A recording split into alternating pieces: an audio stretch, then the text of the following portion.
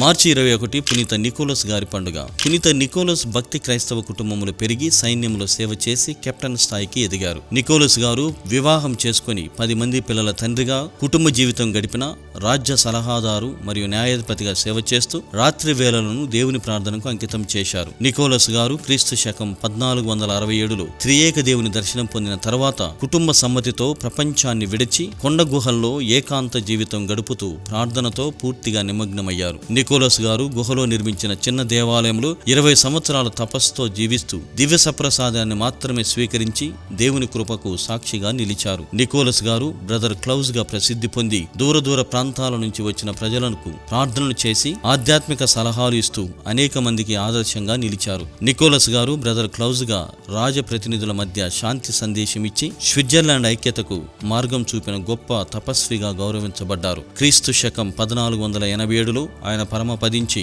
తరువాత 8వ భక్తినాథ పయస్ పోపు గారు 1947లో ఆయనను పునీతుడిగా ప్రకటించారు. పునీత నికోలసు గారా